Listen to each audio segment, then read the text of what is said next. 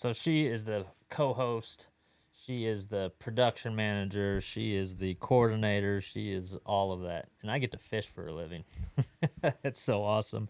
Yeah. Tom, thanks for sitting down with us, man. Tom Hungerford, Texas Parks and Wildlife, Fisheries Biologist.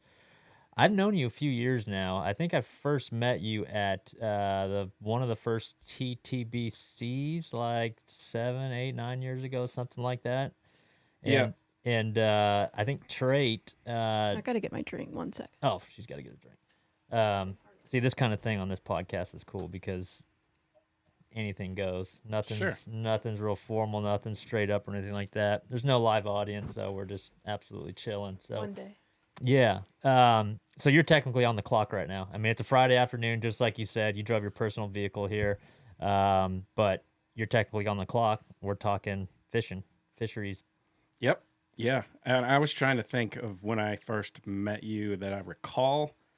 It was a TTBC that was at Conroe. Yes. And I was in charge of all the fish care for that one because Todd Driscoll, our normal guy, was fishing a weekend series championship or something at. You guys are all fish heads. He was in Tennessee somewhere. What's that like around Nashville?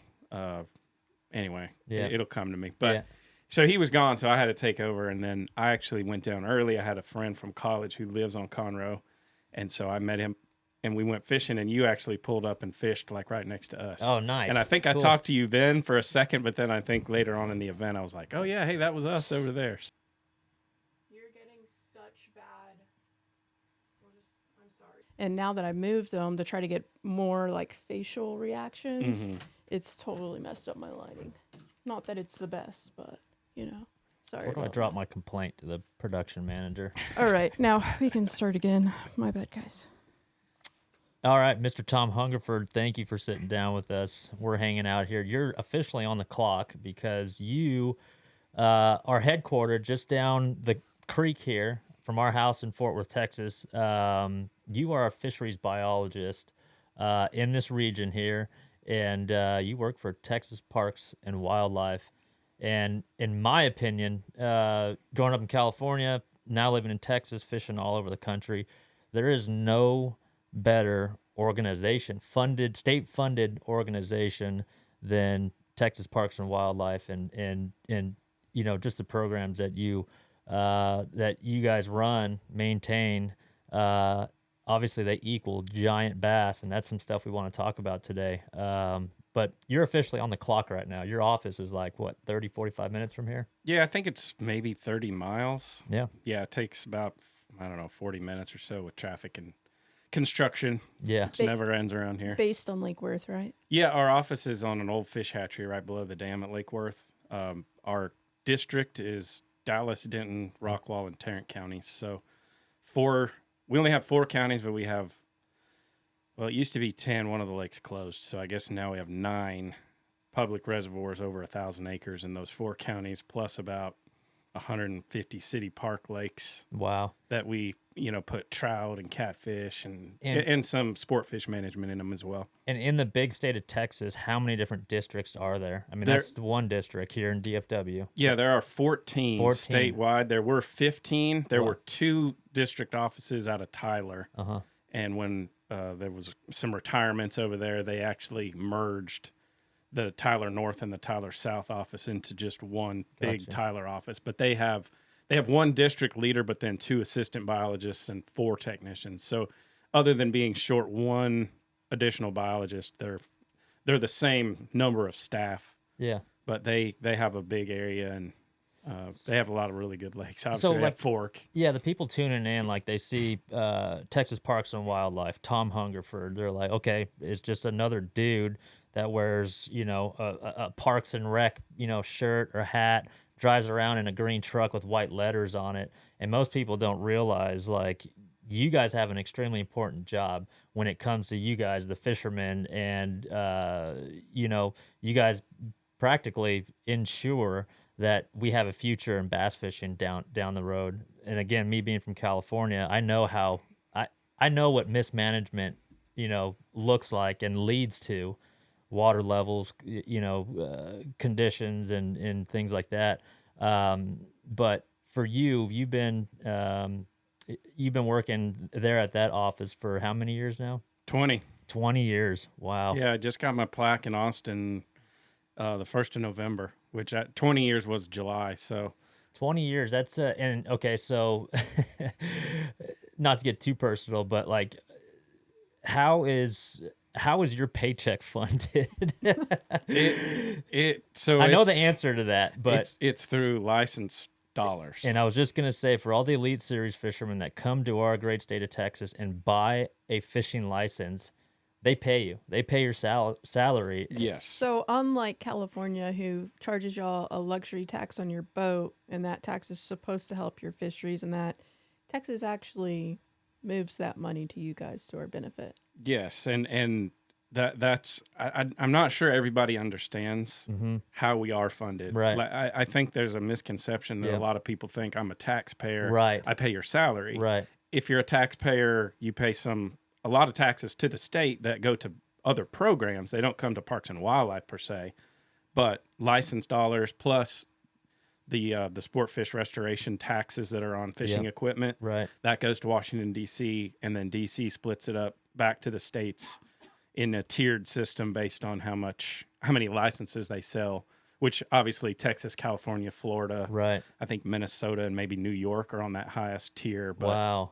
you know, we get a lot of that money back also, but we have to have state funds to match the federal funds. Oh wow. Okay. So it's not if there's more than we raise, we have to have a dollar for dollar match. Okay, gotcha. So, I mean, yeah, you guys are, I mean, absolutely funded, and for good reason too. Because I mean, how many different programs do you guys currently have going? Would you say, for let's just say largemouth bass maintenance and longevity and you know things like that? I mean, the obvious one is the Texas Share Lunker program, which is what?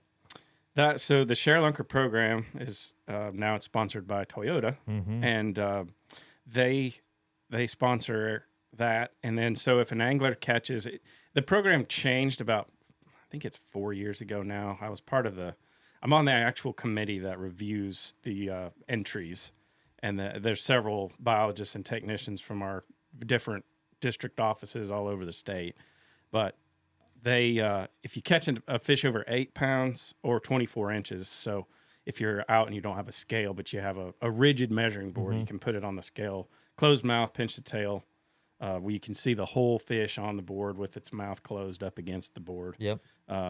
It's eligible for I think there's 4 classifications, and each entry into each classification gets you in a drawing for it's $5,000 Bass Pro gift card. I didn't even know that all these sponsors were involved like Yeah. that. That's insane. So does Toyota, they actually give you guys money that you can use to like help the program? Like Yes. that goes yeah. towards your research and all of that? Yeah, Or- I don't know exactly how much Toyota gives us, but the pickup vehicle, so let me back up. There's the tiers where if you catch one under over 8 pounds, you can get you submit pictures, Right. we approve it. Acknowledge it. Yeah. And then you're in the drawing for that gift card level.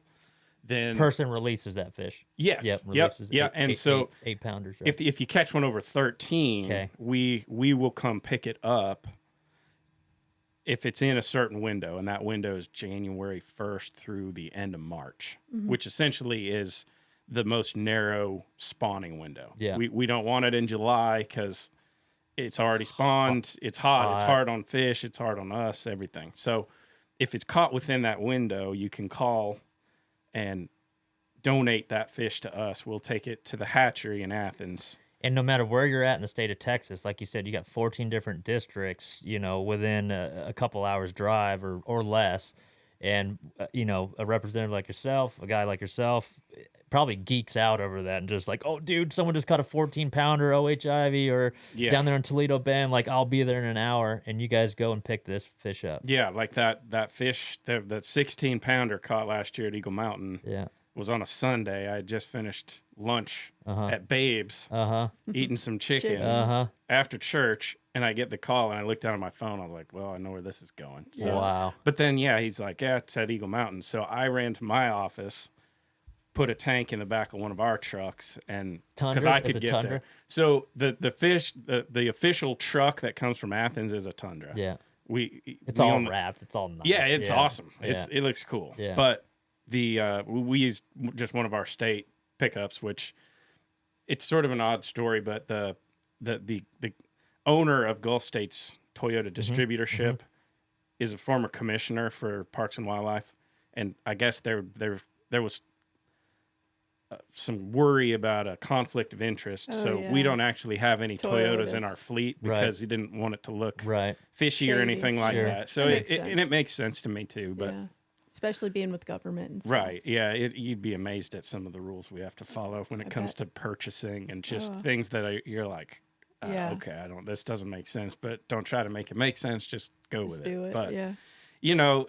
but yeah, so I threw a tank in my truck, went and got to the lake to pick up the fish, and I was able to get to it about an hour before the Athens folks, which Athens is only 2 hours away, so it's not like it's from Athens to Falcon or somewhere really far away. The Lunker Bunker. I've been Yeah. there before. Yeah. Yeah. It's about a 3.5, 4 hour drive from where we sit right now. But out there in Athens, they've had tournaments on Lake just south of Lake Fork.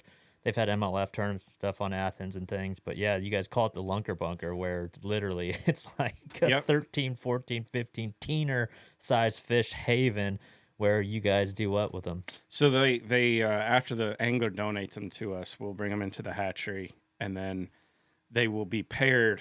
So if anyone isn't unfamiliar, every one of those 13 plus pounders is a female. So right, they're right. always the ladies. Yeah. And we so like to eat. We like to get big. I can't help that. I mean, if you think about it evolutionarily, it makes a lot of sense because Yeah. they're laying Doing the work.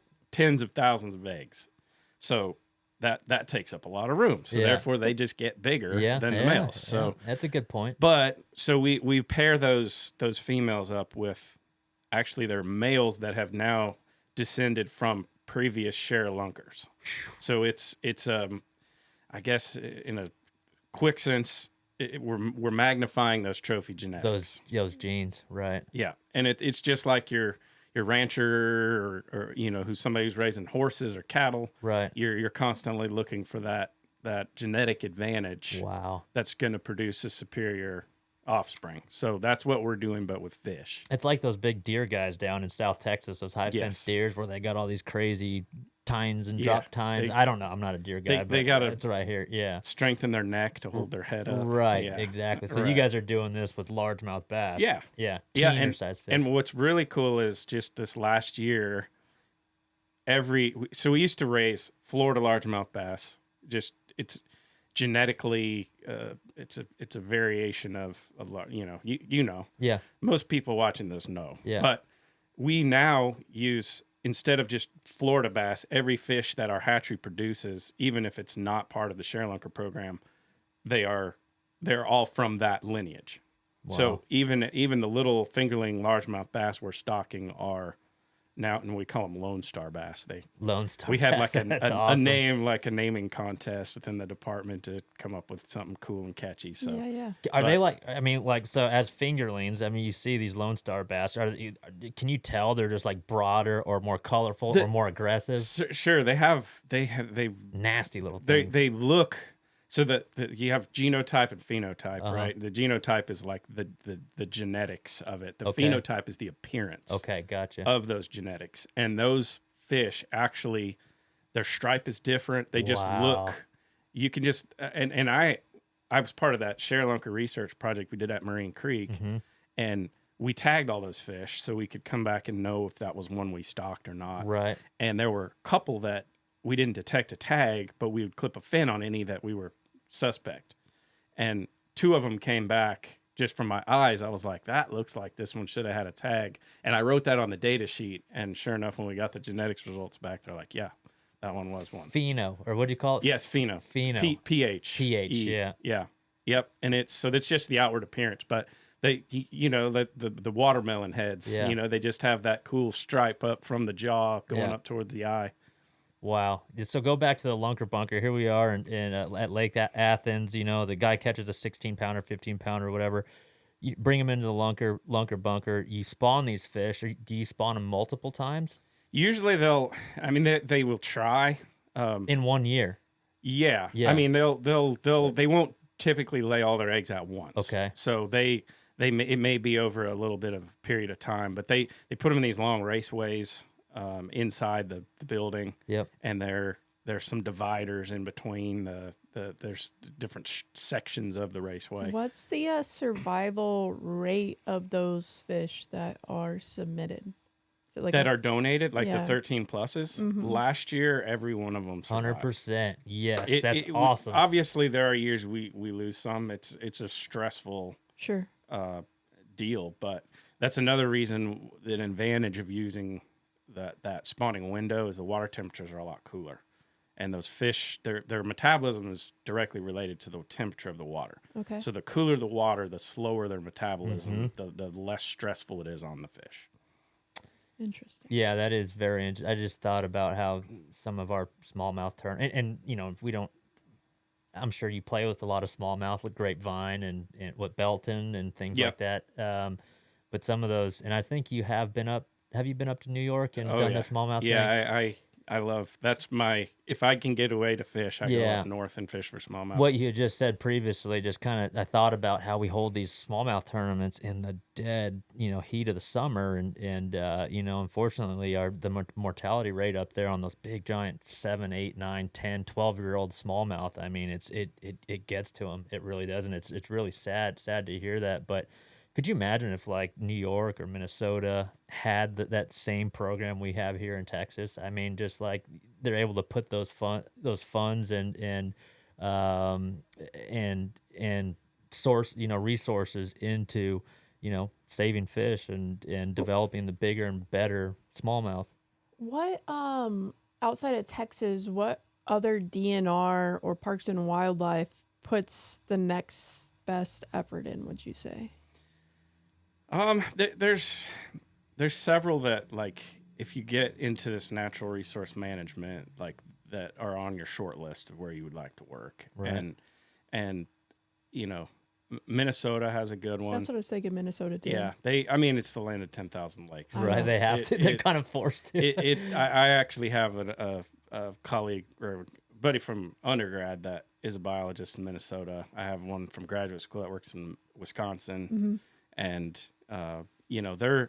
it's just a different animal. Like, I grew up in Kansas, so I don't know a lot about coasts and things. Sure. So I was always a warm water fisheries guy, And your hoodie says inland fisheries right yeah. on So it. Yeah. we have inland and coastal fisheries Yep. divisions Yep. in the agency. So that's we have 2 fisheries divisions, and they do what we do, but in the bay systems along the coast. So we have the same title functionally. Like, I'm a natural resource specialist for. There's a natural resource specialist that works in the coastal fisheries division that Gotcha. has a similar job to mine. Obviously, it's a little different because, just the saltwater versus fresh and the species involved and that kind of thing. But Gotcha. yeah, this is one of the top 3 agencies in the country by far. Wow. And no one really gets into this for the salary because it doesn't pay all that much. Right. But Buy more fishing licenses, guys. well, unfortunately, There's a cap. yeah, and it's appropriated money from Right. state legislature. Right, So right. we oftentimes we have more money than they give us the authority to spend. Right. Because we have to have a balanced budget and all that kind of stuff. So Wow. it's always those are the hardest parts of this job. The fish are the easy part. It's the politics. It's the Right. the Because you're connected to and the the state. constituents. I mean, I work for. If you buy a license, I work for you. Yeah. I buy a license. I Yep. don't even get a discount on a license. I Wow, pay the how about same price that? for a license as Right. anybody who doesn't work for us. How about that? So I'm one of my own constituents, and so I'm out there motivated to make fishing better Yep. because I want fishing to be better Sure. because I fish. Yep. So it's definitely in all our best interest, and most of us are pretty hardcore. even off the clock, we would be out Oh, fishing dude, or on the water. you or text me whatever. pictures all the time in the springtime. Like you have that pond in the back there, just outside your office, where these big giant ones are spawning and things. Yeah. Speaking of you guys fishing, let's talk about that whole, to live well or not to live well. The catch from the day. Like, okay, I see on Instagram and things where guys double fist 5, 6, 7, 8 pounders, whatever it is, or those big smallmouth, twin sixes, and you can tell the eyes are starting to lose coloration. The fins are starting to get real limp just for a photo. And Babe, not only that, you do that. I do. You're But you're a live weller to take photos guy. yeah, but I make sure they're healthy. I mean, I'm always checking on them every hour or so when I Okay. do that type of thing. But and not only for the Instagram guy, but like for the every fish counts versus a 5 fish limit thing. I mean, do you okay on the live well thing? I mean, I guess it depends, right? Okay. Yeah. Are you okay with, like me, I think people should take fish home and eat them. Yeah. Oh, no doubt. The regulations that we recommend on a lake, oftentimes we've done such a good job, and I say we as in the just fishing community, Right. have done such a good job of promoting catch and release that it can lead to some Population issues. overcrowding Yeah. and stunning of growth and things like that. So especially lakes that have slot length limits, Uh-huh. we rarely get much harvest, especially below the slot. Uh-huh. And that's really the reason it's there, is because we've identified there's too many mouths for the amount of resources available. Are you seeing that on fork at all? Like at least on the 10-pounder plus side, like less of those I don't work fork for that one that yeah, much. Yeah. I mean, I'm vaguely familiar with it. Most of our data too is from electrofishing, and it is Sure. biased towards fish probably 18 inches Okay. and less. Is So it, and we also, don't. but okay, I'm sorry, not biased, but the electroshocking samples are all like 8 feet or less as well. So there's a certain kind of population of fish that may never be a part of those electroshocking. Yeah. Studies, I guess. So when I say bias, I mean like statistically biased. gotcha. So they underrepresent that, just the act of electrofishing underrepresents larger fish. Gotcha. And now granted, there are fewer larger fish out there. So they're in a smaller relative abundance in the lake anyway. But Okay. it's a surface area to volume ratio. If you think about those 10-pounders, they have a lot of volume and surface area because they're girthy, they actually can feel the current Wow. a little bit faster and therefore stay out of the way. Wow. That's why I say that our electrofishing surveys are great at getting 14 to 18 inch bass. Right. Well, 10 to 18 inch bass really, but 14 being the statewide length limit. So that's kind of where we start Interesting. looking at, keeping track of number of bass we catch over 14 inches out of a lake. So that electrofishing. makes sense why the share lunker program is so important for you guys, because you're not able to get really that sample size you need Yes. with your other methods. Right. And one other method we use is called a creel survey, which if you've ever seen like a river runs through it, the wicker basket that anglers put trout in, that's called a creel. CREEL. So that is a creel survey, is where we actually go out on the lake and interview anglers while they're fishing and ask them, what have you caught today? What have you harvested today? We'll measure their fish sometimes if they've got them, whatever. So A lot of the viewers and listeners, they've encountered that. I mean, if you fished in Texas, actually all over the country, I mean, they do those creel surveys all the time. I think most people think when they see someone in a polo and a hat come up with a clipboard, they think they're going to check your fishing license, but really, you guys want the data. right, because especially those fish over, a particular size, we count on the anglers to give us that information because we just don't catch them as much. Right. So they're going to be way more effective at catching them than we are with our electricity. Right. But You know, and one of the cool things that we've just started, it's on several lakes around the state. I don't even remember which all ones it is, but we added that question to our creel survey we're actually doing on Lake Ray Hubbard right now. And we're noting whether someone's using forward facing sonar. Just because there's this idea that, you know, it's going to ruin some fisheries, which anytime there's new technology, that stuff is always like when Wow. GPS came out, everybody was worried. Like, Sure. now I don't, you know, I'm not lining up with that water tower and that high pole. Or Some of these kids that are taking these creel surveys are like interns. A lot of them are like really young. I mean, some of them are like young girls that come up and they seem like they're very green in the field, you know. But can you imagine like a very green, you know, intern coming up? Okay, yeah, you caught a 7 and an 8. Did you catch it on forward facing sonar? Yes. And in her mind, she's thinking, what is that? Yeah, so someone had sent in a question for you, and that was sort of their question. They didn't say forward facing; they just said sonar pinging. But does that affect the mood of a fish? Have what you guys seen so far? So actually, there's a really cool study it's I think it's finished. They're getting ready to start publishing that Todd Driscoll did cool. on Toledo Bend, where they actually had radio telemetry tags in a bunch of bass up to 8 pounds, and they were all like 16 inches and up. So they're all like keeper size fish, Good like ones. ones that, you know, Tournament a fish. tournament angler Yep. would be after. Yep. And then, so they would use the radio tag to find the fish, and then they would observe that fish on forward facing sonar Wow. and see if it reacted to the boat and all of that. And so the results aren't completely done, but it's like you would expect, like with humans. I mean, everybody does something a little different. Everybody has a different personality. Sure. So do individual bass.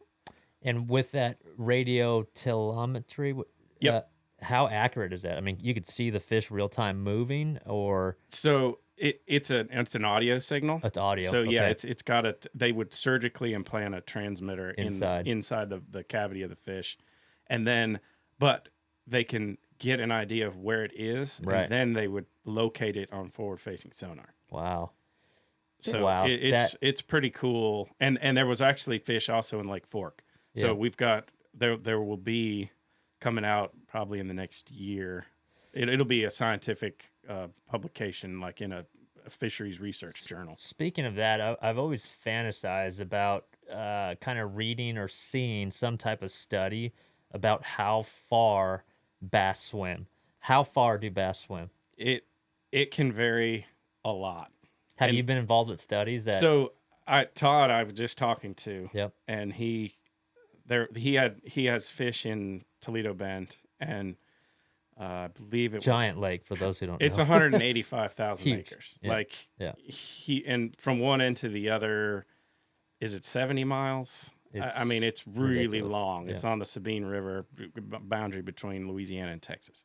And he had fish that I think it moved like 6 miles, like pretty quick. To spawn or just To move. Period. But that's what Toledo Bend has so much Stuff so in it. massive that the habitat is it's like a needle in a stack of needles Yeah. because it all looks good. Right. Same, yeah. And then it's loaded with forage, so there's food everywhere, there's habitat everywhere. Those fish don't really have to move a lot. Yeah. Right. But sometimes they would. 6 miles. And you wonder why, huh? Yeah, I mean, and I don't know that we can ever really design a study to figure out See, I was the gonna motivation of that fish. Okay, of right. why it's going there. Yeah. Because especially in that lake, there's food everywhere. Everywhere. There's habitat everywhere. This spot is just as good as that spot. Right. Why it went from here to there, don't Interesting. know that we will ever know. Are there any images that you could Google that would provide like a map of a lake and just have like just the tracks, just like you'd see on GPS, the tracks of like fish swimming? I haven't Googled it. I mean, I would love to see. I would imagine there is. Yeah. And I'm sure. So what the way that study worked is they would go find fish every 2 weeks. 2 weeks. So they weren't like all day every It day wasn't after okay. a fish. It wasn't but- like a trail on GPS. right. But they would have 2-week interval Connecting the dots. points, Right. and then you could kind of follow where it went. Wow. And not necessarily real time, but it's about as feasible as it gets, because to sit there and follow that one nonstop for a couple of days would be pretty difficult. On these tournament lakes, especially the ones that have all these high school tournaments and stuff, are you guys seeing a true impact, like in a negative way, on the fish populations in your research and stuff? Like say a Louisville or what, Louisville is just Louisville. Louisville's Louisville. Yeah. It's a complex lake that doesn't have a ton of habitat, and the water level fluctuates so much that it's a difficult nut to crack for sure. The water level management. dictates whether you're going to catch a fish or not. I mean, if it's in the bushes, you're catching them. If it's not, you are not catching them. So what about on the other lakes though? Do you feel like we're overfishing these when it comes to tournament fishing? It's entirely possible. I mean, the fishing pressure is definitely a thing higher, and those fish, they feel it. Yeah. When you say they feel it, though, does it affect their longevity, or is it just makes it harder to catch a fish? I think it affects catchability more than it. Biologically, it's not a big harming the fish. It's just maybe altering their behavior. Okay. Their I don't even know if feeding's the right. I don't think it is, because they're still going to chase a shad or whatever. Yeah, but you they may hear not. like all these people complaining on the TVA system right now, because they have high school tournaments 24/7, and then the BFLs and us and the opens, and they're saying, the fishing's terrible, but it's like you're saying, probably not that these fish are dying, more so that they're just not participating. What's interesting right now, Tom, is what I'm hearing on tours, like whether you have, Live Scope, Active Target, I've got Mega Live, works great, and all of them have these different little frequencies that are pinging forward. What I'm hearing on tour right now, especially later in the year on some of these lakes like Chickamauga, Tennessee River, like most of these pros are saying as soon as they drop the trolling motor in the water and that ping starts happening, like the fish start running away. So when you say the fish are, it affects the way the fish behave and bite. You look at a Senko, Senko worked for 3, 4, 5 years, maybe even a full decade, and then all of a sudden it starts petering off. Fish are getting used to it. The A-rig, same thing, fish are getting used to it. And now these anglers are claiming that the ping and the frequency of this sonar that's pinging them is pushing them off spots. And I think that's interesting. Fishermen always complain about something or someone or something out there if we're not catching 30 pounds or whatever. But I believe that's a real thing. I mean, they run from things because, let's face it, they're trying to survive, right? Yeah, and it's such still a new technology that I don't know that we'll have a good grasp of that for a while. How many boats in the Texas Parks and Wildlife fleet are equipped with forward-facing sonar for various studies? Do you know? I think I know of like 3 or 4. Yeah. But that's Todd. Todd Driscoll's got one on there. And he wrote it off. He was like, "Hey, we got to get a new Mega Live." It was part of the with a 12-inch screen. No, 16-inch screen. I think it's a 12. I don't think it's. I think they didn't splurge on the 16. Yeah. But no, there's several, and they we don't, my boats, we don't have super fancy electronics, because we just pretty much need to know how deep it is. After data. Just whatever study. Yeah. Sorry. Well, I still kind of I wasn't done with my previous question. So you were talking about, all the pressure makes the catchability, harder, not necessarily killing the fish. So if you're looking at an MLF style every fish counts event versus like an elite 5 fish in your live well, as someone who manages that lake, what would you prefer to see? Is there a preference? Does it matter? Not really. I mean, it's the every fish counts thing is you're going to end up with lower mortality just because you're not holding fish. Right. I mean, and even you do it at the right time of the year, and which is why I know you're concerned about losing some big smallmouth, but if you were to have a southern largemouth tournament at that same time of year, you might as well just cook them as soon as you get to Yeah. the weigh-in Yeah. because they're. Yeah. I mean, I know it's hard on those smallmouth, but Yep. if you tried to do something in the south, Does that bother you as a fisheries biologist to see mortality in a fishing event? not overly.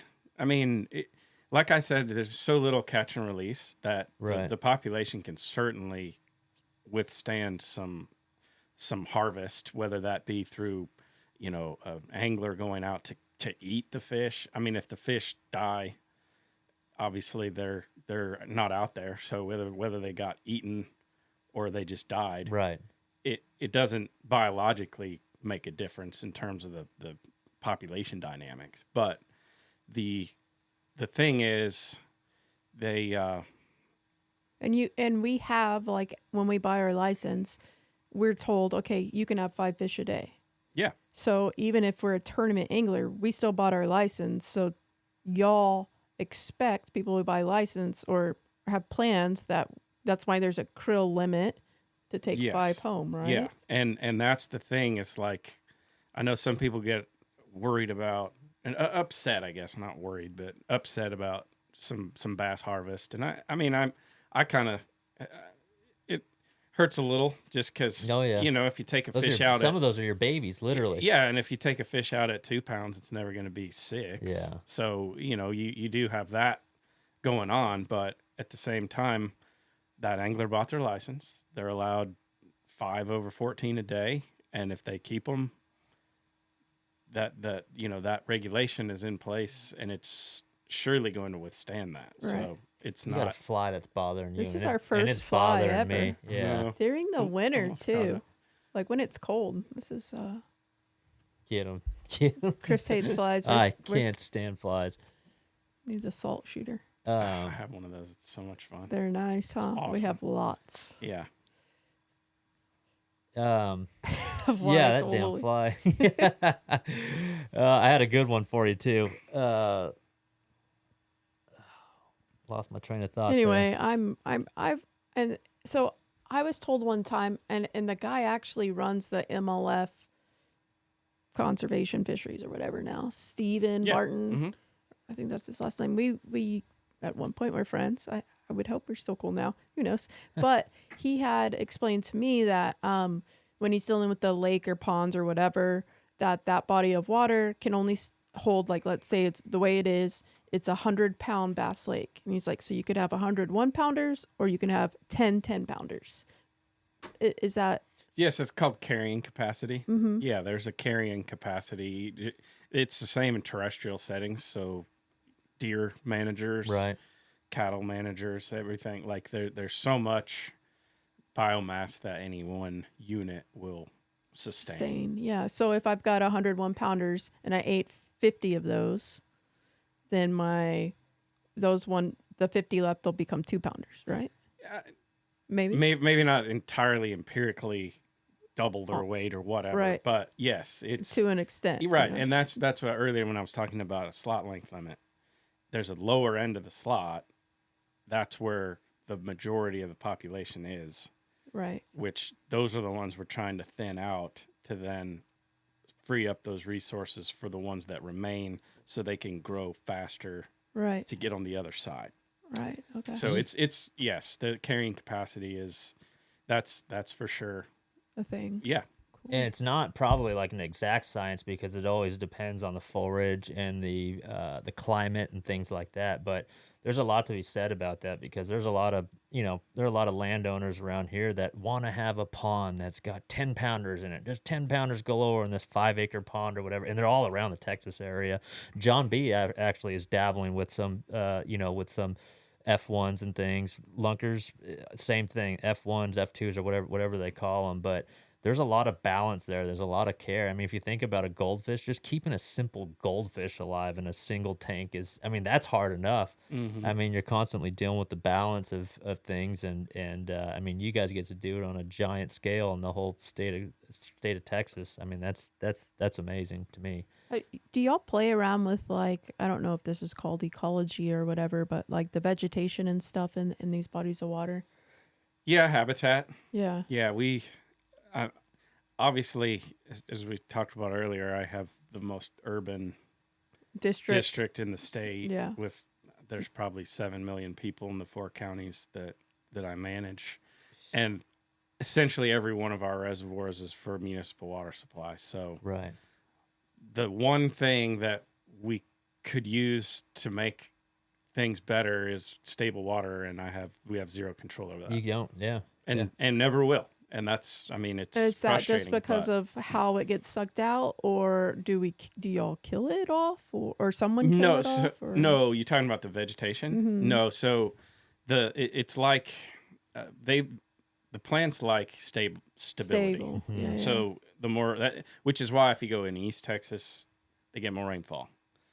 They have more stable water levels, therefore they have more aquatic vegetation, Mm-hmm. all of that. So, and if you go west, those lakes, They I mean, fall 40 feet, 30 feet. I Yeah. mean, just But what's cool about But they get grass. what's cool about those lakes is they have these drought cycles where a lake may be dry for 10 years. You get all that terrestrial Growth. vegetation growing up on the bottom of a dry lake bed, and then you catch 10 feet of water, mm-hmm. and then you flood it, and then you have like Everyone's, this you get new 30 lake. pounds, you get 30 pounds, he Yeah. gets 30 pounds. Yep. And if you look through history, Ivy, Yep. Falcon, Yep. Amistad, Always happens. all those Choke, all those lakes like in South and Southwest Texas. Yep. They're World class. they can be awesome, and then they'll go through periods of time where they're True. struggling. Yep. Versus like a Rayburn that's pretty much awesome all the time. Stable. And Right. you bring that up, so and this is just a small group of anglers, but everyone knows, that listens, what Toledo Bend is. I mean, we've had Elite Series tournaments. There's 2 or 3 of them. People say, and let's talk about down cycles. I'd always deal with down cycles on the California Delta and Clear Lake growing up, but Toledo Bend is no doubt in a down cycle right now, right? I mean, numbers of well, I don't know about the numbers, but let's say habitat. I mean, the grass, just like you said. I mean, a guy was telling me just last week. I mean, that there's zero grass in a giant lake like Toledo Bend. Mm-hmm. Will there ever be a case where like a lake does not rebound from that, or it will rebound? It just takes longer. Yeah, I think it will. Uh huh. And there's no hydrilla Okay. in it, but Okay. the locals call it hay grass. Hay grass. It's right. Torpedo grass. Okay. Is the common name. Okay. And that stuff does really well in fluctuating water levels. And that, like, all the Toledo Bend hammers are all about that hay. They punch it. They flip in the middle. They frog it. And it'll grow probably on the edge of 3 to 4 feet. Wow, it's like perfect. Which, I mean, there's not much else that's an emergent vegetation that will grow in that deep of water. It's like thinking of cattails Sure. or bulrushes, whatever. Sure. Wow. But it's hanging on, as far as I know. I know the grass has been coming back at Rayburn. Yeah. Rayburn's down low right now too. Water levels. I mean, extremely low. All of Texas is We're hurting. We're in a drought, but It's happened before. Is there an average like life expectancy of a bass in Texas? Like, is there like I know like our little dog, everyone tells us he's got like 14 years if he plays his cards right. Is there that number you associate to fish in Texas if they don't get caught? And yeah, I mean it's a tough that's a tough answer, but the first year is the hardest. If the fish can get through the first year, they're pretty good for I would say probably 8 to 10. mm-hmm.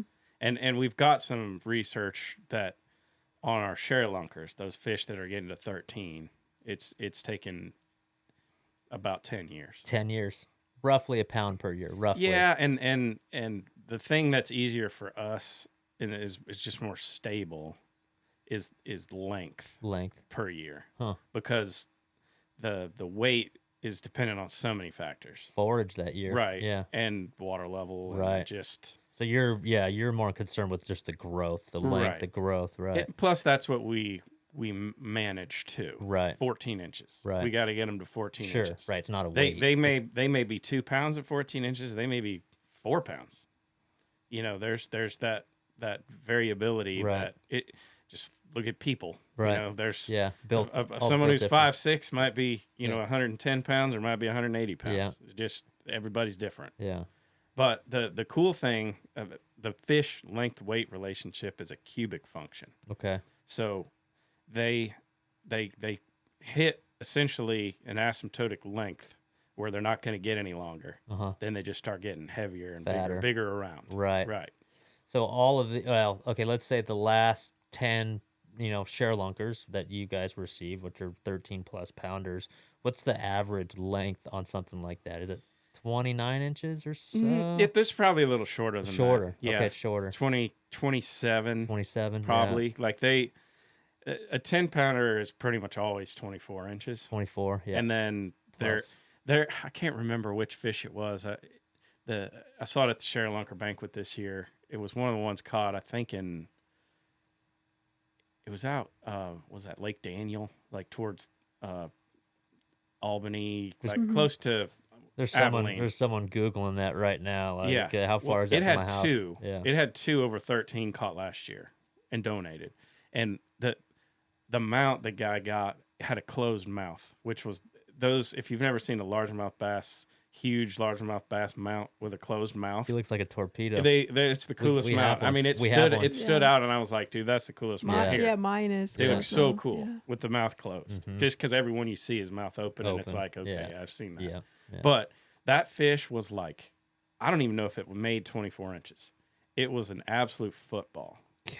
Like it might have been 23 and a half or something. It was, and it was 13. and it was like 23 around. Wow. Yeah, it was. It was I think it was high 13s, just shy of 14. Wow. It's basically like is a that? St. Lawrence smallie. Yeah. But So what but is a that? West What is that Texas. fish eating, in your opinion? whatever it wants, whatever it can get in its mouth. In other words, okay. So let's say you were trying to create a world record, and you had a pretty darn good head start, 16 pounder or whatever, and you wanted to get that thing to 22. What is it, 22.8 or whatever, or however It's big? 24, isn't 20. it? Oh, I don't know. Is it 24? The world record, I thought was. Yeah. Okay, if you're trying to build one of those, what are you feeding it?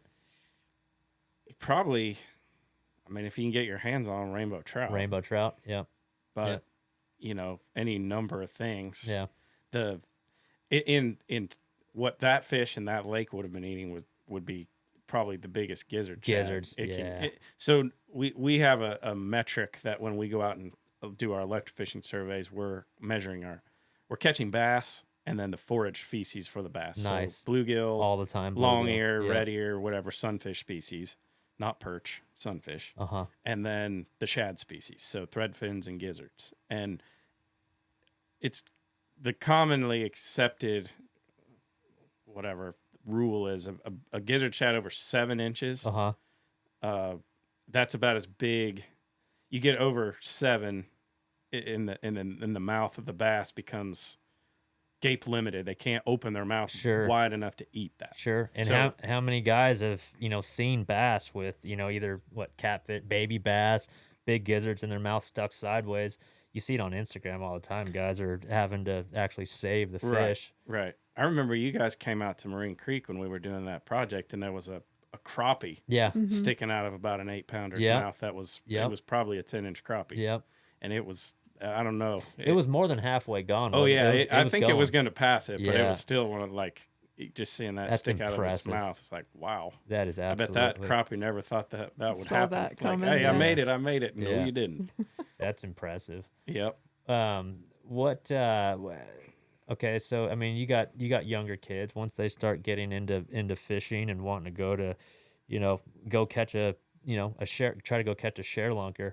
What have you heard kind of behind the scenes as far as like the next best lake to catch a share-lunker?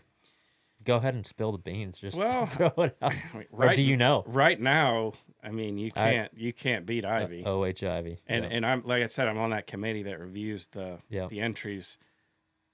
It was the Saturday after Thanksgiving, the 26th of November. I got caught at 1496. Just like 3 days ago? Yeah. Are you serious? Yeah. What are we doing filming So- podcasts? We got to go fishing. Oh, well, we have 3 days next week that are slated to be on OH. There you go. You need to go. So it's already started. So And- it's like and the in the- cold weather months. Yeah, to catch one almost 15 in November. I Dude. got a feeling there's going Dude. to be some 16, 17s. fireworks this spring. And you're the one who drives out there and picks them up? No, I'm on the response team. That's if it's caught from one of the lakes in my district. In your district. On- Okay, Yeah. gotcha. On And- OHIV, do you know like when it starts to really fire off? Do you know what month that it's been in the past? Like- No, not off the top of my head. I could look at all of that data is on the It's texassharelunker.com. Yeah, anyone can access and you it. can Okay. it's all sortable. You can look at by lake, and it has the catch dates, has the photos of most of them, and that kind of stuff. You mentioned OHIV, and for those who don't know, and I've never been there, but OHIV is just a lake out in the middle You've of West been there one Texas. time, my birthday. It Oh was yeah, we during the did. drought. It though. wasn't very good. It was Wasn't during the very drought. good. I've like- never been there. Yeah, it's just a wooded stick lake. I guess the water clarity is it's moderate clarity, rocky kind of limestone banks and things. But when it first started going off, let's say 5-6 years ago, I would say, when guys really started throwing an A-rig out there, catching 40, 50, 60 pounds for their 5 best out there. I remember you forwarded me. It was like the year after, whatever. You forwarded me a cell phone picture of the parking lot after, and you saw lights like trucks and trailers from Kansas, Missouri, up way up from Illinois, and, Oh, and yeah. just from all over the place. And that is amazing to me that they all come to the middle of Texas, Yeah. chasing a share lunker bass. Yeah. Now, how many of those share lunkers that, for every share lunker that was caught, registered, given to Texas Parks and Wildlife, how many do you think were caught and just released? It's hard to say, I guess. Yeah, it's hard to say. Yeah. Because I would say you a want few. you want the anglers to participate in the program, but you also have to respect when some it- guys just want to let it I go. was always told when it originally started popping off again, because it's not a secret, OH was this good back in the day too, before the whole drought. Mhm. It like you said, has its cycles. That when it first started happening, it was very hush hush. Like the people who stayed with OHIV and didn't give up on it weren't calling you guys, weren't posting, and Oh yeah. Yeah. Yeah, imagine this. Some fishermen are very secretive. Oh yeah. yeah. I don't know if you can imagine. it. Yeah. Well, there was Right. some huge drama. The YouTuber out there that claims he's the one who put OH on the map. I knew that there were things going on before then. Like it was on the down low discussed. OH is back. The A-rig thing is back. And you can attest to that, I guess. Oh yeah. I mean, it's the other thing, talking about seeing vehicles from all over the Right. country. We Bassmaster magazine, puts out the top 100 lakes or whatever, and they'll always solicit input from the biologists You guys, around the sure. state, and there's a handful of us that are, we kind of keep up with that kind of stuff, or at least we fish enough that it's like, You're in the know. so we every year, I'm on part of the group that puts out, rank the top 10 lakes in the state right now, Oh wow. or whatever, and then we turn that into bass. Oh, and wow. they go with it from there. But yeah, it's kind of funny because several of the people are like sandbagging. They're Oh, like, yeah. I'm not putting that lake up there. Like Wow. I should, but I'm not going to because I don't want it to Wow. be up there because Right. that a lot of times that's still kind of linked to the sourness of the downturn at Toledo Bend, because Yeah. it was number one for like No 2 years doubt. in a row. Oh, no doubt. I mean, look And at it just breeds pressure, which Yeah. I can't say much because I've been to a couple of the smallmouth fisheries that, I don't know, it was ranked real high. I was like, I want to go there. I want to see Yeah. it. Like, Yeah. relax. I was just gonna Clayton. say that. There. I was gonna say that. Clayton. Disappointment. I've been to St. Lawrence River. Yeah. I've been to Erie, It's St. no Clair, gimme. It's not a gimme. Lake It's- Ontario. Yeah, all it's- that. Yeah. It's if I'm going to travel anywhere, it's going to be to catch a smallmouth. That's awesome, dude. Like, that's They're just different. If someone was traveling to the state of Texas, I mean, obviously OHIV, outside of OHIV, let's say just a beginner couple who picked up bass fishing over COVID, hey, let's go travel to Dallas Fort. Let's go fly into Dallas Fort Worth within a 4 hours drive or 4 hour radius or so. What lake would you recommend for a big one, and then what lake would you recommend for just sheer numbers within a 4 hours drive of DFW? Yeah, that's there. There's a lot within 4 hours. What's of your DFW. favorite? Your favorites? I really like to fish Lake Grapevine. Grapevine. Just Wow, I mean numbers wise, that's a sleeper. It's when we go electrofishing, Yep. we'll catch 200 to 300 bass in an Yep. hour, which is pretty high. Smallmouth too. There are smallmouth and there are spots. Yep. In it, like What's the 3 pound biggest spots. smallmouth you've shocked out of that place? Shocked, probably not much over 3 or 4, but they're starting to be some upper 4s and low 5s That's caught. good. So Grapevine, that's your numbers lake, and for those of you who flew in for the classic and things, you guys literally fly right over Grapevine. If you're taking off from Yeah. DFW, I Right mean, it's there. right there to So the north. Bass South, Pro south sits- wind, you Yeah. fly over the Bass dam. Pros right there. Yeah. Yeah. I actually took out a couple of the NASCAR drivers because Texas Motor Speedway is literally right adjacent to it. Mm-hmm. And I took out a couple guys there, and they were actually impressed. We did catch a couple fish on just spinnerbait just on the dam. I mean, if you could catch a fish on a dam in Texas, you're going to catch them all over the lake pretty Yeah, much. So. that lake is loaded with fish and bass. Yep. And it fluctuates a lot, Yeah. but it's got a lot of rocky habitat, Yeah. and rocks are rocks, whether they're high and dry or wet. So And then- it handles those fluctuations really well. And then to go catch a big one. Probably fork. Fork, yeah. I mean, Yeah. it's close, and fork's cool. It's unlike many lakes in the state. It's a. I mean, you guys have been there a lot. It's a fishing lake. Mhm. Like all the lodging, Yep. restaurants. Yep. It caters to fishermen. Yep. Like it is a place to go where you got everything you need. There's boat parking. There's I heard all there's that like stuff. 990 registered guides on that lake or in that Wow. county or whatever it is. I And that's wouldn't doubt everything. it. That's bass, that's crappie, that's catfish and everything, but that is a lot. Yeah. I mean, if you ever been to Lake Fork in March or April, I mean, it is like it's hard to even find a place to fish. I mean, every point, every gut, every ledge has got a bass boat on it. But the thing about Lake Fork is it continues to produce. Like it doesn't matter how many fishermen are on it casting away, the big ones still bite. I mean, that is truly a unbelievable fishery. And a lot of people ask a guy like Lee Livesey would probably say it's as good as it is because of Texas Parks and Wildlife and the conservation that you guys all the efforts that you guys implement for that lake. So, I got a question then. We all know we've established Texas Parks and Wildlife does their job and does it really well. But when you go out of the state of Texas, you hear about like some other things, even in the states that you would think also have a pretty good Parks and Wildlife program. One of them is Florida, and one of the big topics of the last few years is spraying grass. Do you know how that all works? Like how those contracts work?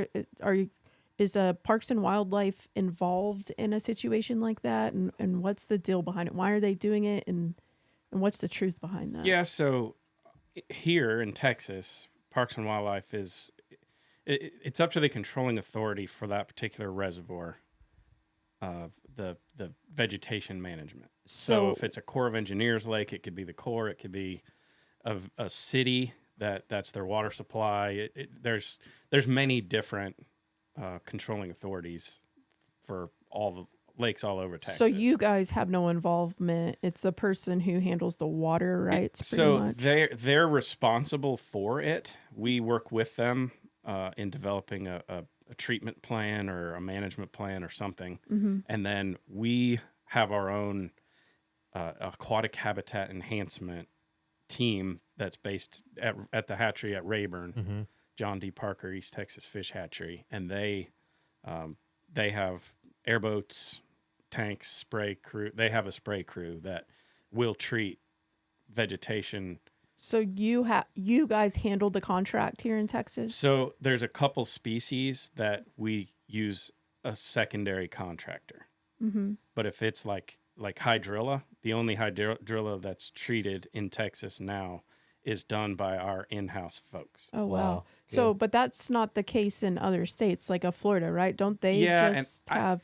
I don't know exactly how the dynamics work in Florida. I will tell you one thing: Florida's lakes are very different than ours, in that ours are They have- man-made, yeah. are reservoirs. So we have depth refuge. You know, grass isn't going to grow past where the sun hits the substrate. So it might grow out to 20 feet, but it's not going to grow in 21 or 22 because there's no Right. sunlight. Right. Mhm. Florida's natural lakes, they don't have a lot of places. They don't have that depth refuge to where, well, it won't grow there because the sun isn't going to hit the bottom. It may be Right. shallow enough that the sun's getting everywhere. Right. So in Florida, you can actually have, 100% coverage of some of these lakes, and that's bad Yeah. because one, the access, you can't Yeah. get a boat off a trailer Yeah. or whatever, or just the foraging efficiency of the fish, of the bass, gets really bad because they can't find food because the Right. food's buried up in the grass. Sure. So it's there's a fine line of yes, some plants are good, but there is that point at which it becomes bad Yep. to have too many. We call it choked out. I mean, oh yeah, hey, did you check that? John Cruz had asked me, oh, did you check that cove or that area to the north? I'm like, oh, dude, choked out. It's Yeah. like, it's not to say that there aren't fish there, and there aren't shad and bluegill and crawdads there. It's just choked out, just too much. Like, Yeah. what are you gonna like? How? What What are you what gonna are do? the effects of what y'all spray? Like honestly, like do you know like okay, we're gonna spray and there are going to be pros, but we know that there are also cons that we have to deal with when we do this. Yeah, the biggest thing is that EPA regulates what you can and can't spray. I don't trust the EPA at all. I'm I- a conspiracy theorist when Okay. it comes to the EPA. I allow you that freedom. I don't have that same opinion, but it's okay. They regulate all of that, so it we can only spray things that are approved for use in aquatic systems Mm-hmm. and at rates. So it's a dilution. Sure. It has to be that, and the reason is because those things have been tested that they won't kill fish at that concentration. Have you and so have you on. ever seen like you've done it the right way and there has been some fish kill that should not have occurred? No, personally, but I haven't treated much vegetation because, as Because I of told where you, we're at. where I Yeah. work, Yeah. I lack vegetation in general. Right. But the thing to remember too is a lot of times what can happen in those situations is the chemical didn't kill the fish. You just killed all the plants. The habitat. And when that plant is dying, it's using oxygen. Okay. So you get what's called, there's a biological oxygen demand. And especially at night, during the day, things are photosynthesizing. So oxygen, Right. that's creating oxygen. At night, nothing is photosynthesizing and everything is using oxygen, including the Wow, plants. just sucking oxygen. So it right. just crashes the oxygen. Wow. And so that's where you run into, you get a fish kill from an oxygen depletion, Right. not Of the not the decaying chemical. plant matter. Right. Okay. So it's a different mechanism, but Wow. it can result in, and that's why we advise people, like especially private landowners that maybe have a 2-acre stock tank or something. Like if it's 100% covered, I would treat half of it, wait a month, treat the other half, just so you don't have that crash of oxygen all at once. But Interesting. if you're talking about a 30,000 acre reservoir, the amount of stuff they're spraying, Yeah. it's pretty small as a percentage of surface area. You deal so up here in North Texas, we don't have a lot of vegetation, but what we do have are a lot of people with like wakeboard boats and big boats and stuff, yachts and stuff like that. What's the effect of the erosion? Like, do you see a big effect of those boats on these lakes around here? Yeah, I think as that it seemed to have blown up around COVID too, where the surfing, wake surfing, has gotten really big. Yeah. It's all over Instagram. And it's Ugh.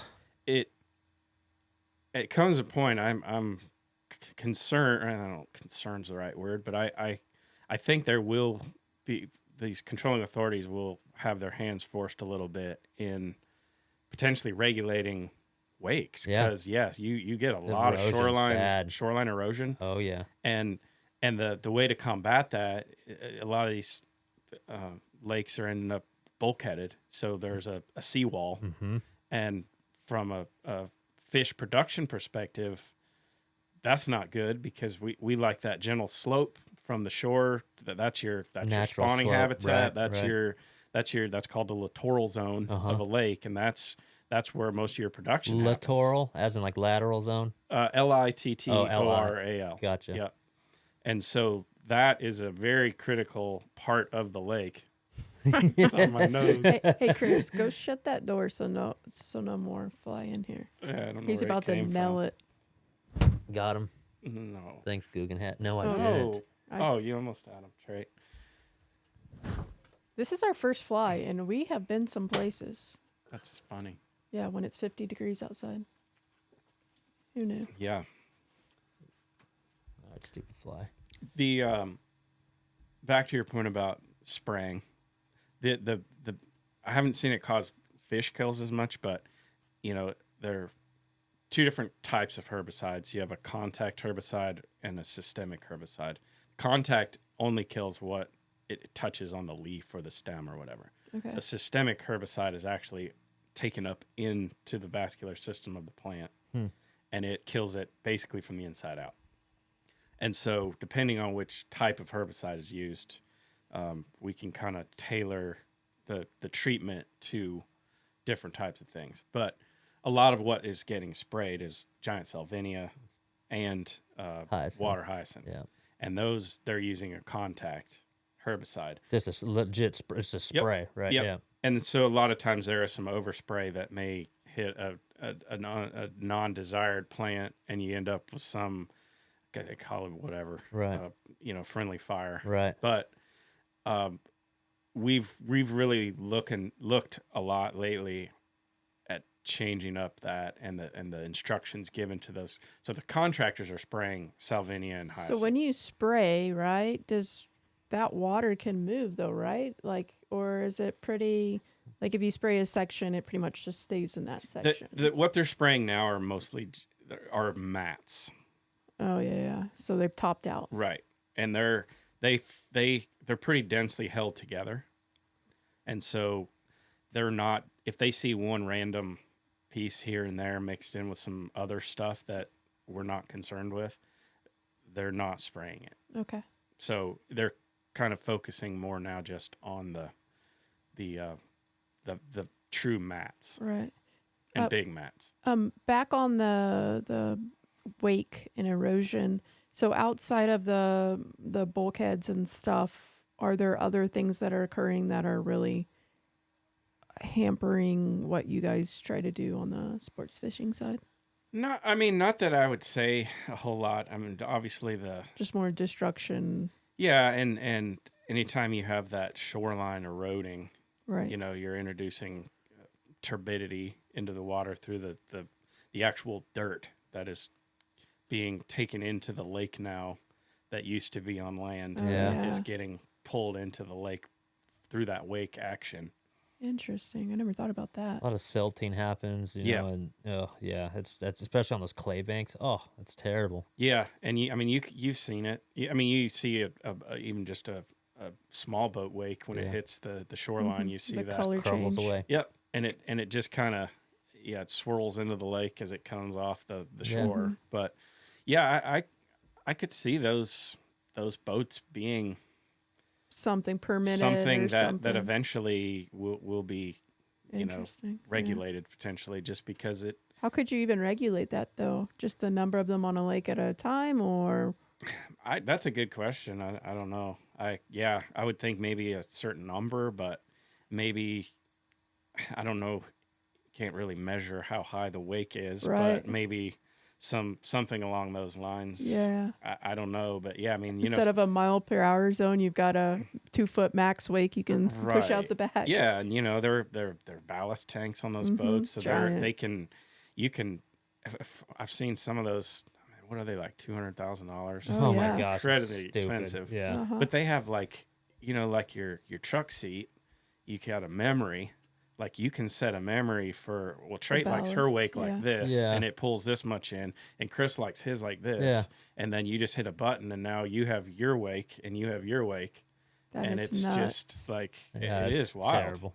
That's terrible. It's crazy. So I know this varies from state to state, and I'm not looking for legal advice here, but can you clear the air? Because I hear from some fishermen, oh, it's legal. Some fishermen, oh, dude, that's illegal. You should be disqualified. But is it legal to plant brush? Is it legal to cut down a tree on a Have you done public it before? body of water and place it on your favorite underwater point, hoping a bass would live on it the next week in a tournament? Yep. So I don't know about nationally, but in Texas, Uh-huh. the placement of habitat Uh-huh. is regulated by the controlling authority. Okay. So if you're Which isn't you, fisherman. So if you're at Lake Fork, that's the SRA. Right. If you're at Louisville, that's the Corps of Engineers. Okay. You need their permission to drop brush. Right. And okay. and we do habitat projects where we drop stuff. Sure. We also have to get their permission. Wow. So it's not So- willy-nilly. You can't just go drop stuff wherever So- you want, unless Wow. you do it at night and nobody catches And you. you So don't- when yeah. so when Chris is dropping his brush piles, what happens if he gets busted? What's that process? Do you ever hear of that? I don't know. I'm not sure what would happen, but it. I doubt they would. I don't know. I don't know what they'd do. Yeah, I dropped a few in a couple of lakes around here, but you know what's crazy? And you know this because you guys also plant fish habitat. There's a lot of states that plant fish habitat, but a lot of times they don't hold fish. And I don't know why that is. There's a lot of brush pile guys that fish brush piles and drop brush piles. For whatever reason, they just don't get on some brush piles. You would think, oh, it's a long flat with a drop off. Let's throw a giant tree on it. And there's surely going to be a fish there next year, next summer when they get offshore. And there's some brush piles where they just don't get. Have you experienced that? No, I mean Really? we use more artificial habitat. Right. PVC. Yeah. Yeah. And like mossback, the commercially made habitat structures. We just put a bunch in Tube Lake and then Worth. PVC. Yeah. Yeah, we just put a bunch in Lake Worth. Huh. Any Where at? on anything I suggested? Um, Do you remember? I don't recall. It's been a few months. We did some Georgia structures too, which are the PVCs that have they're cubes essentially. They're rectangles. Right. But we've sunk a bunch of those. We put some of those in Marine Creek. We did some in Louisville. Uh-huh. And I mean anything that we plant is public. Knowledge. Like we yeah. put Yeah. GPS Right, you coordinates want out. people to right, fish 'em, right, they're fish attractors. We Attractors, don't right. necessarily like, as we talked about earlier with carrying capacity. Just because Mm-hmm. you put more habitat in the lake doesn't Doesn't- necessarily mean that you're going to have more fish. Right. It just may position the fish Right. in a place where it's easier for an angler to catch them, Right. which I'm sure you can relate to too. Essentially what you're doing is, you don't want a single fish to come up and just hang out on that tree. That's not going to happen. Essentially what you want is over months time, the algae grows on it.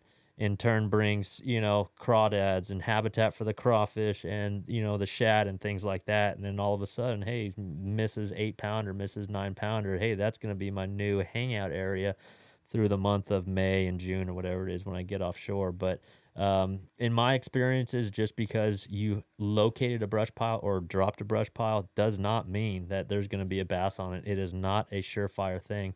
What does help, though, is forward-facing sonar, obviously. You see some of these guys from the Carolinas that are just great at it. They'll drop the trolling motor in the water and just kind of point it over there, and, there's a brush pile, 0 bass in it.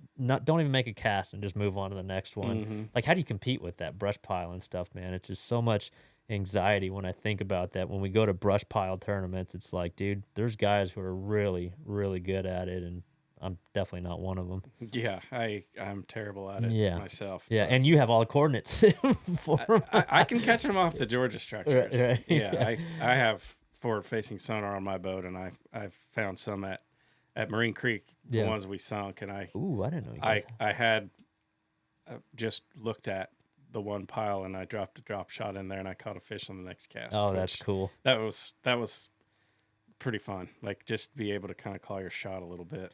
So as we're winding down here, Tom, I mean, what is the most rewarding part of your job? I mean, I would have to imagine that right there, what you just said, is probably one of them. I mean, Yeah, I really enjoy the outreach stuff too, where Yeah. we'll do career days. Uh-huh. So I'll take a cooler full of fresh dead fish to a elementary school and show the kids different species of fish that you can Wow. find around here. And that's cool.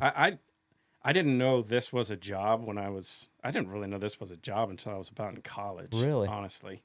But I always loved to fish as a kid, and I loved science. So I kind of was like, I don't know, I'm going to do something along the biological side, like Sure. maybe a vet or whatever. My sister's a dentist, so Oh, I guess I didn't want to play with people's mouths. I wanted to play in fish's mouths. But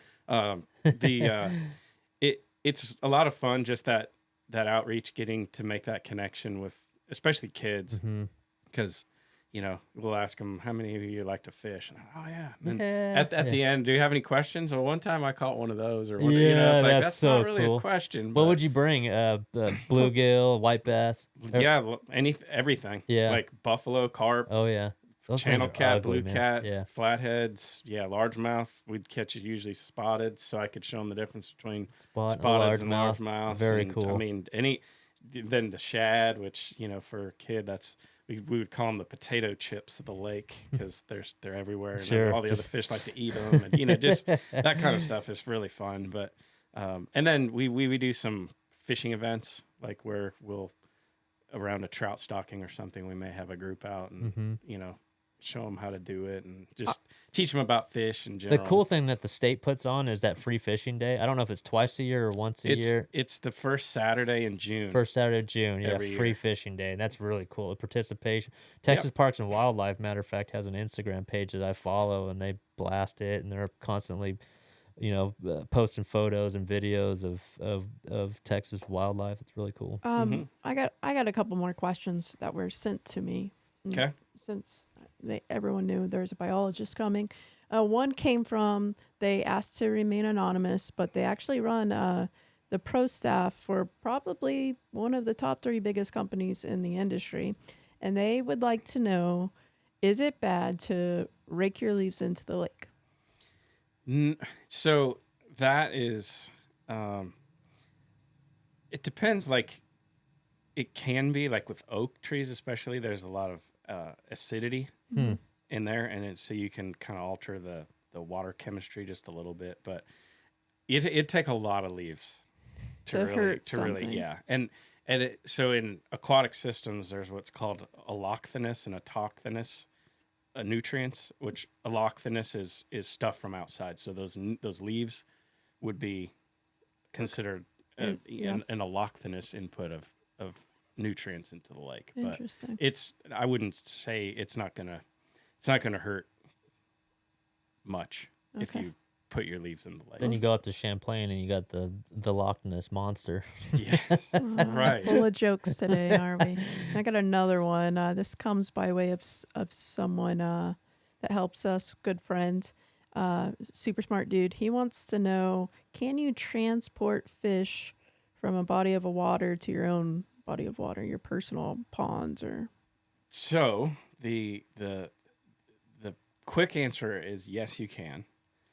Several conditions. One, obviously, the if you caught them from a public body of water, they have to be of legal size and quantity, so bag limit, size limit, and then you could only take them to private water. You can't take them from one public lake to another public lake Interesting. without having a stocking permit. And what's the thought process behind that? Just it would introduce potentially introduce a species of fish to a lake we didn't want them in.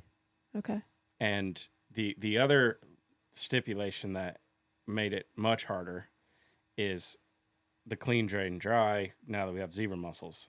So if you were to haul them, you can't take them in the water from the lake where they were caught. You would have to have well water, city treated water, city water that is treated to remove the chlorine. which when we haul fish, actually, we usually just use tap water and then treat it Really? because then we don't have to worry about, because we're right below the dam on Lake Worth. We have raw water that we can get out of Lake Worth, but Lake Worth had zebra mussels in it, and so we have to be very careful. Obviously, we clean all our equipment, every net, every boat, trailer, everything. We have a heated pressure washer that as soon as we get off of the lake, even whether it's infested or not, just we treat them all the same. And that way we know we're not taking this from there and taking it. Are to we out of the woods yet on the zebra mussel issue here? No, I mean it's the impacts are far less here than they have been in other places, and I think the main reason is most of our systems are incredibly productive, and our fish grow fast. They have a longer growing season. Like you were talking about those smallmouth. I mean, it takes them a long time, but they're also under ice for a good bit of the year. And so, they're just less harassed also. But the our systems are shad based, so we catch so many shad in pretty much all our lakes, like thousands an hour. Like it would probably blow most people's minds. How many shad? And just how many fish are in most lakes. Yeah. Because they're like, they need to stock this lake. I'm like, Everywhere you if go you in knew- Texas, there's fish underneath the water. Yeah. yeah. And as a bass angler myself, I'll fish an area and I won't get a bite. And I know if I went through there with the shotgun boat, there'd be probably 10 or 15 fish. Yep. And it just drives me crazy. But, just like the forward-facing sonar, just because you can see them doesn't mean they're going to bite. Nope.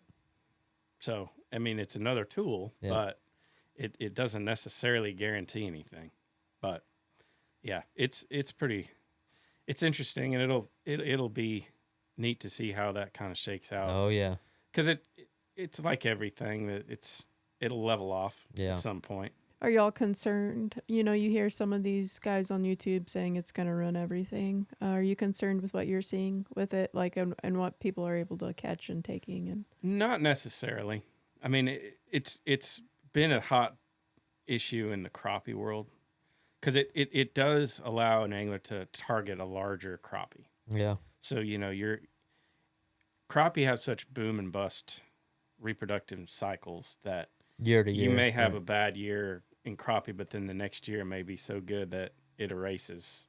They're notorious for having boom bust cycles. So then their lifespan probably isn't as great. Oh no, like an old crappie is probably 5 or 6. Really? I mean, so 10 inches is So it's like a shad then. Like 1 year you got just shad loaded in a lake, and then Yeah, and I mean, we manage crappie to 10 inches. 10. That's the legal length limit. It's usually about 2 years to get to 10 inches. Wow. So they grow fast. And that's why if you have a bad year, next year can totally make up for it. Wow. Interesting. I didn't know that. I had no clue about that either. Yeah, and I know this has mostly been talking about bass because that's what y'all fish for the most, but we manage more than just the bass. Bass, right. We manage crappie, we're crappie catfish. people. Yeah. Are you a fan of the striped bass? Not fishing, but fan of the striped bass. And where I'm going with that is they are very destructive on lakes, right? I mean, or can be. Can be. Yeah. We stock hybrids. Okay. Which is So there's 2 different crosses. One is the male white bass and a female striped bass, and then the reciprocal cross where it's a female striped bass and a male white bass.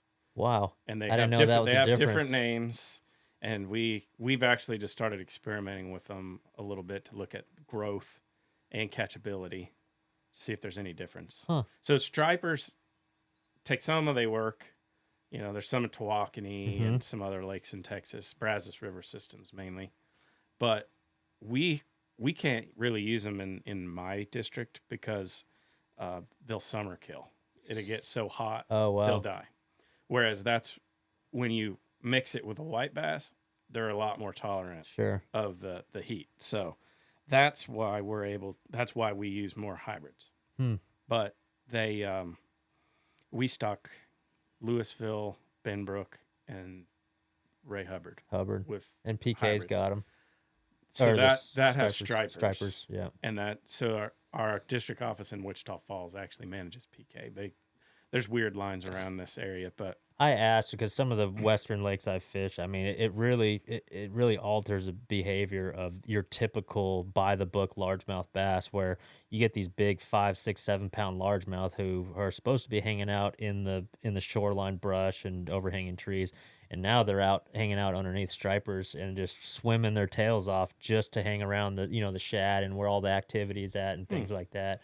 We've seen a lot of that out west, and yeah. guys like Aaron Martins, he would just absolutely despise the striped bass. Oh, they're ruining the lake. They're ruining the lake. They're eating everything. These bass are getting skinny, and they're having to venture out in the middle of the lake just to compete and such. And that's why I asked that. But I don't think Yeah. I've encountered a single fishery in Texas where that's been an issue. I don't think Yeah. it's a problem here as much, just because California, they have they call them two-story fisheries, where you have that water temperature stratification, Right. where the lower layer in Texas is anoxic. It doesn't have any oxygen, so you don't have any fish. What depth zone are we talking about there? It Depends. varies. Yeah. Louisville, it'll get in the hot summer, probably 30, 35 feet. Anoxic, you said? Right. Anoxic, 35 feet of water. So Yeah. nothing So living down anything there. deeper Zero. than that, there's no oxygen. No life. Right. And so Interesting. I got a question. I always have wondered this. How do I figure that out? I had a guy I was in the boat with earlier this year try and show me on his graph, but I thought he was full of it. Thermocline. you can Yeah, the you can thermocline. see it on a 2D sonar sometimes. It's just that hard. I mean, maybe he was right. It was. You can see it. The thermocline. Yeah, I don't. That's Yeah. different than oxygen level. So that's what thermocline is just strictly stratification of temperature. But right. in California, you may have a thermocline, but you still have oxygen in that lower level. Okay, gotcha. Whereas here, you typically don't have any oxygen below the thermocline. Right. So it's just a mixing of water. Water is the density of water. That's it. Varies by temperature. By temperature. That's why you're able to so- see that difference on a 2D sonar, because the return of the sonar is altered, so it shows that line. Were you seeing it on Mojave? Because he was trying to show it to me on Mojave. I'm sure it was there. But you never saw it? I'm sure it was there. You never saw it? I wasn't. No. I Weren't didn't you pay in like attention. 60 foot of water? Yeah, but I didn't pay attention to it. That was at the U.S. Open. Yeah. I mean, it would have been, because that's dead of summer, right? Yeah. Yeah, you would have seen it. You potentially could have seen it I that just time. don't- There were a couple that were hurting there. Yeah. Yeah, it was. Loved the U.S. Open. Loved the people who put it on. Loved that they moved it to Mojave, but there was some death of some old girls. It's gonna happen whenever it's hot, Yeah. deep, yeah. deep Yeah, smallies. it's just that's the way it is. I mean, you can't. All right. It's very stressful on the fish. The hotter the water, obviously. But yeah, no, it's we don't have those striper interactions. I wouldn't say here like you might have out there, just because they're more pelagic, out in open water, chasing those shad. Good deal. All right, man. Well, hey, I don't want to take up too much of your time. I know we did, but as we part here, as you leave the battle-born wagon here, can you tell the viewers or give the viewers some insight or some advice on just simple fish care? I mean, I know the organizations talk about it all the time and everything, whether you decide to transport fish or, keep them in a live well for, 7-8 hours a day or whatever. But do you have like the top 3 points to hit as far as advice goes on fish care? Because, I mean, it's literally what you guys do. Yeah. So the biggest thing is I would constantly change the water in your live well. Yep. And then Fresh water into it. Right. Correct. Yeah. And we use stock salt that you can buy at any feed store. And that helps de-stress the fish. Stock salt. Yeah. It's so you're actually making the water just a tiny bit salty. Huh. And that just helps with their osmoregulation. They don't have to work as hard It's a lot. A lot of your live well additives I was gonna say have salt, has salt in it. Okay, And gotcha. among other It's things. just cool and blue. Yeah, Right, yeah. among other things. Okay. And those other things are generally proprietary. Gotcha. And we don't use any additive other than salt. Okay. Just plain and simple. Is it like table salt? No, No. it's uniodized. Uniodized So it's stock salt. it's stock salt for like livestock. Okay, gotcha. That Salt kind licks. of stock. Gotcha. It's granular, Okay. and you can get it at any feed store. How much do you put in there? Do you know off the top of your head? Is it I a lot? think it's like a quarter. I think you wanted like a quarter part per million, something like that. It's not a lot. Not a lot. And then the third thing would be to ice Ice. Yeah. in the heat. Yeah, sure. You know, I would, and not more than 10 degrees below what the lake temperature is. Lake temperature. Okay. Yeah. So if you're in the hot summer, and you can use any number of system, like some people freak out and they won't put like commercially bought ice Right. straight in there because they Right. think, oh, the chlorine. Chlorine, right. Yeah. The chlorine that's in that ice is so minimal, yeah. like we don't worry about We're that. more concerned about the temperature. Yeah. Right. And then like some people will freeze water bottles, Mhm. and then you basically got just a big ice pack, Good way which to do those it. work good too. Yeah. But you want to keep that.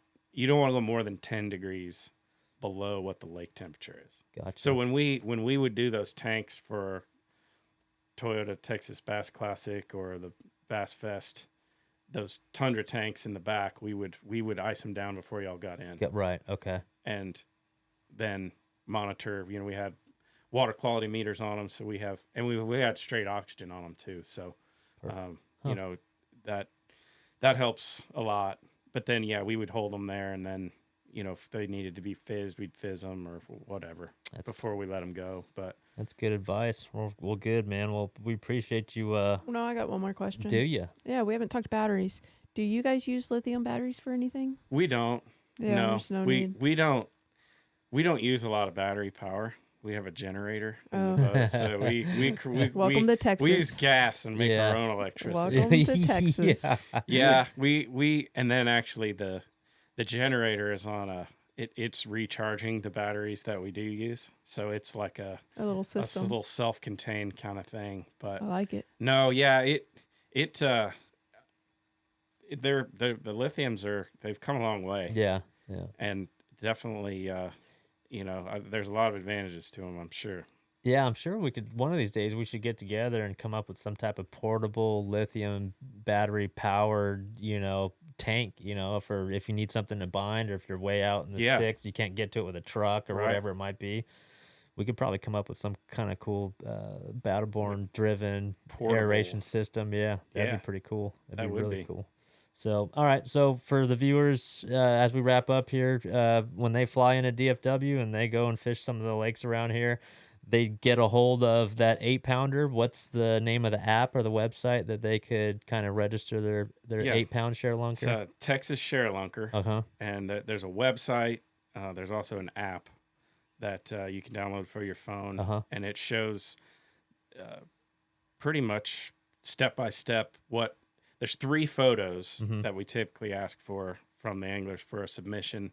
One would be a length photo with the mouth closed, tail pinched on a rigid board, not that swim bait Sure. board Right, that's flat. right. Oh man, that thing is it makes our job a little more difficult because you can't tell if the bump it's already up against the there's no bump board on that and all Right, that stuff. So right. a rigid measuring board where that's at least 24 inches because that's 24. the minimum length Right. to be included, or a weight photo on a scale where you can see the whole fish. Okay. And a lot of times, if you're by yourself, I know it's hard to get. You can't take a selfie with With the your giant, Yeah, yeah. right.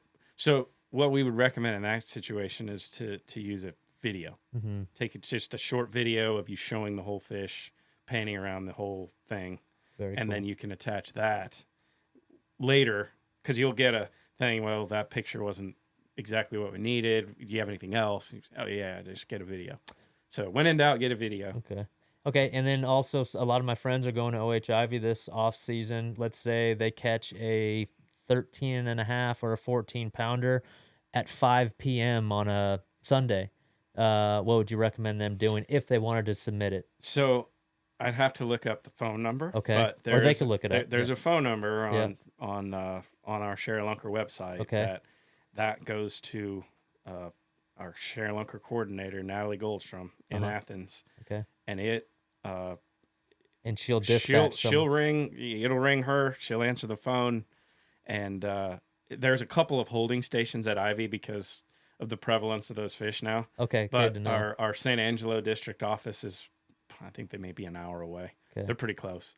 They got a lot of miles on their trucks last year going to get those fish, so Oh, they would help. They help. But we have around the state, we have a ShareLunker rapid response team that involves either our hatchery folks who may be close to this lake or that lake, or we've figured out a way to get those fish in our possession and out of somebody's little live well Quick. as fast as possible Very cool. to take the best care of that fish. Cool. All right. Well, there you go. You catch a big one, you call the number, look it up, download the app, and heck, maybe if you catch one in the DFW area, Tom will come out. I'm very well might. I'm on the committee. Yeah, get some fin clips and gather those genes and recreate those giant ShareLunker sized fish. So just a really cool, very very cool program that you guys run. By the state, funded by the anglers and your fishing license sales. So For sure. really appreciate it, dude. Thanks for coming on. Yeah, thanks and, for having the me. next Thanks, time we hang out, we'll probably be on the front deck of a bass boat. So That sounds good. thanks, dude. Appreciate it. You bet. And we're out.